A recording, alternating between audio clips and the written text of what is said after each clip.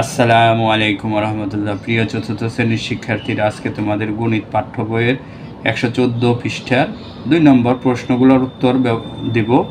এই প্রশ্নগুলো কিন্তু তোমাদের সংক্ষিপ্ত আকারে আসবে, তাই এই প্রশ্নগুলোর উত্তর দিতে সময় একদম অপচয় করবে না, ঝটপট উত্তর দেবে। আজকে তোমাদের একদম সুন্দর একটা টিপস দেখিয়ে দিব, দেখেই যেন উত্তর দিতে পারো। চলো একে একে এই প্রশ্নগুলোর সমাধান করি। ক নম্বর অঙ্কটা তুলে নিয়েছি, দেখো 155টি 0.01 নিয়ে গঠিত সংখ্যাটি লেখো। খুবই সহজ, এখানে গুণ হবে না ভাগ হবে। 155-র সাথে এই 0.01 যদি আমি গুণ করে দিই তাহলে সংখ্যা হয়ে যায়। ব্যাপারটা আবার দেখো, 155টি 0.01 নিয়ে গঠিত সংখ্যা লেখা। তাহলে আমাদের উত্তর বের করতে হবে যে এখানে গুণ করে 155, এই 155 আমরা আগে লিখে নিই সমাধান। দেখো 155টি 155 এটার সাথে এটা গুণ করে দেব 0.01। এখন আমরা গুণ করা খুবই সহজ, ভাগ করা একটু কঠিন। দশমিকের গুণ করা খুবই সহজ, ভাগ করা একটু কঠিন। গুণ করা কেন সহজ? আমরা এই যে এখানে শূন্য আছে, এই যে দশমিক আছে, এই শূন্য আছে, এইগুলা কিচ্ছুই দেখবো না, শুধু একটা দেখবো, কারণ এইগুলা পরে আমরা ব্যবহার করব। তাহলে একের সাথে 155 গুণ করলে 155 আমরা লিখে নিলাম। 155 লিখলাম, কাজ শেষ। এখন দেখো আমাদের দশমিকটা বসানোর পালা। দশমিকটা কিভাবে বসাবো? এখানে ডান পাশের থেকে সবসময় গুনবো, যে দশমিকটা ডান পাশের থেকে কয় ঘর পরে আছে, কয়টা সংখ্যার পরে আছে। 1 2 ঘর বামে আছে, তাই না? আমরা এখানে 2 ঘর বামে দিয়ে দিই, 1 ঘর 2 ঘর। বুঝতে পেরেছ যে এইভাবেই হবে গুণ সমাধান, এইভাবেই হবে। এত উত্তর কি? উত্তর 1.55। দেখো খ নম্বরটা আমরা প্রশ্নটা এখান থেকে দেখে নেই। 155টি 0.001 এখানে থেকে একটা বাড়ায় দিছে শূন্য, কোনো সমস্যা নাই। আমরা এই অঙ্কটাকেও গুণ করে বের করব, গুণ ফল করে বের করব, কারণ এই 155টি 0.001 নিয়ে গঠিত সংখ্যাটি লেখক। তাহলে এটার সাথে এটা আমরা আগের মতো গুণ করে দিই। দেখো অঙ্কটা কি করব, 155-র সাথে 0.001 গুণ করে দিব। তাহলে গুণ করলে এখানে 155, তাই না? আর এখানে শুধু আছে 1, আর এই 0.00 এগুলো পরে আমরা ব্যবহার করব। আগে বুঝো যে এখানে শুধু 1 আছে, এখানে 2ও নাই 3ও নেই, 1 আছে। 1 দিয়ে কাউকে গুণ করা খুবই সহজ, 1 দিয়ে কাউকে গুণ করা কিন্তু খুবই সহজ। 1 দিয়ে এই 155-র সাথে আমরা গুণফল নামিয়ে দিই 155।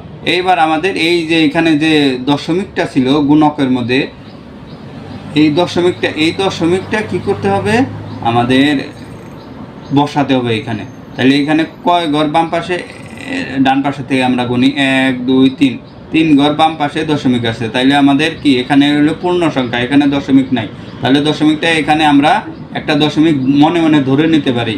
যখন দশমিক না থাকবে তখন কি মনে মনে আমরা দশমিক ধরে নিতে পারি, তাই না? তাহলে এখানে থেকে 3 ঘর বাম পাশে এখানে বসিয়ে দেব। তাহলে এখানে দশমিকটা বসিয়ে দিলাম, দশমিকটা দেখার জন্য এখানে একটা শূন্য দিয়ে দিলাম। তাহলে উত্তর কি?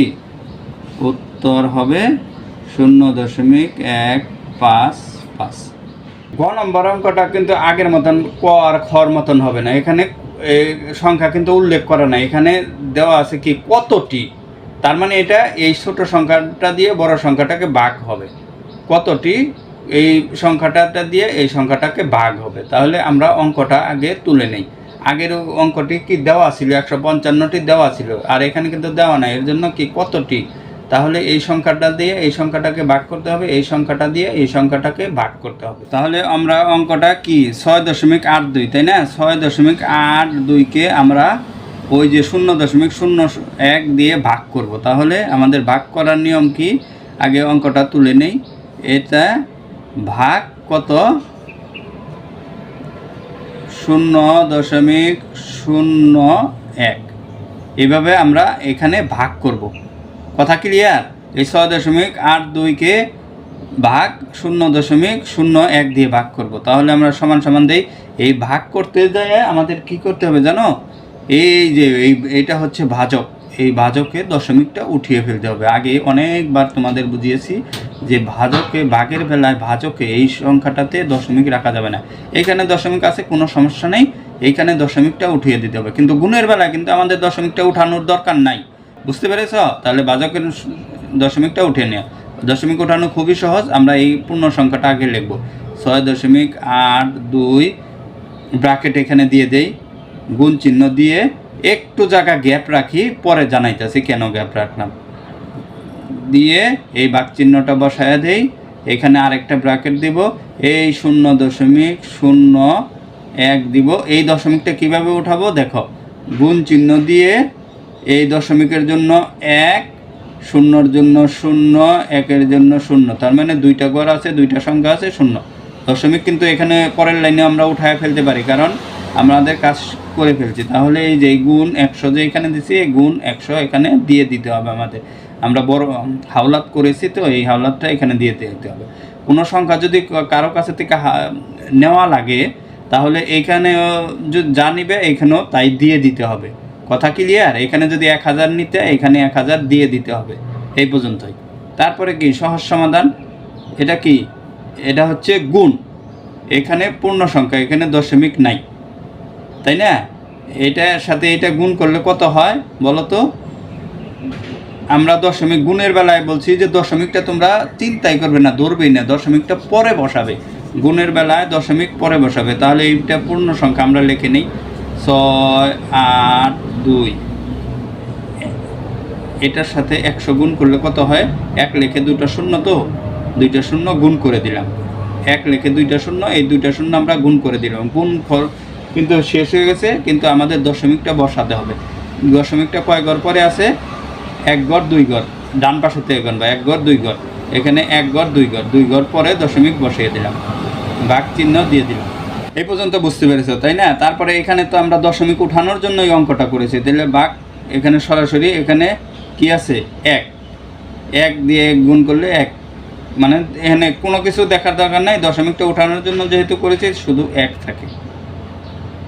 বুঝতে পেরেছ এটা কিভাবে হলো? শুধু এখানে কোনো কিছুর দরকার নাই, এখানে 1 লিখে দিবে।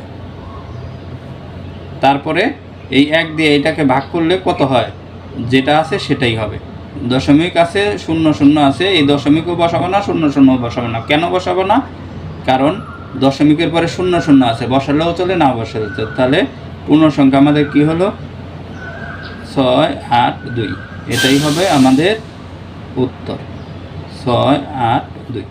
তাহলে গহ নম্বর অঙ্কটা কীভাবে হবে, যে এই সংখ্যাটা দিয়ে এই সংখ্যাটাকে ভাগ করতে হবে। ভাগ করা খুবই সহজ। আগে এই যে ভাজকের মধ্যে দশমিক রাখা যাবে না, এই ভাজকের দশমিকটা আমাদেরকে আগে তুলে নিতে হবে। তাহলে সমান সমান দিলাম, এখানে যা আছে তাই লিখলাম, 6.82, এখানে ব্র্যাকেট দিতে হবে, গুণ চিহ্ন দিতে হবে, একটু জায়গা খালি রাখতে হবে, এই ভাগ চিহ্ন দিতে হবে, ব্র্যাকেট দিতে হবে, এই সংখ্যাটা আমাদের তুলে নিতে হবে, 0.001, গুণ চিহ্ন দিলাম। এই দশমিকটা তোলার জন্য কি করতে হবে? এখানে দশমিকের জন্য 1, 1, 2, 3, তিনটা সংখ্যার জন্য 3টা শূন্য, এই যে দশমিক অটোমেটিক দূর হয়ে যাবে। এখন এখানে যে গুণ চিহ্ন দিয়ে 1000 লিখলাম, এখানেও গুণ চিহ্ন দিয়ে 1000 আমাদের লিখে দিতে হবে। তাহলে কি শেষ, ওই পাশেরটা শেষ, এই পাশে কি 6.82, 1000 গুণ করে দিতে হবে। গুণ করা খুবই সহজ, গুণ করার আগে দশমিক আমাদের তুলতে হবে না, দশমিক পরে তুলব আমরা। তাহলে 6.82 আমরা পূর্ণ সংখ্যাটা লিখে নিলাম, 6.82 দশমিক পরে বসাবো। 1 লিখে কয়টা শূন্য? 1, 2, 3, তিনটা শূন্য আমরা গুণের বেলায় 3টা শূন্য বসায় দেব। মন থাকবে, গুণের বেলায় 3টা শূন্য আমরা সরাসরি বসে নেব। তাহলে দশমিকটা এবার বসানো পারলাম। দশমিকটা কয় ঘর পরে বসাবো?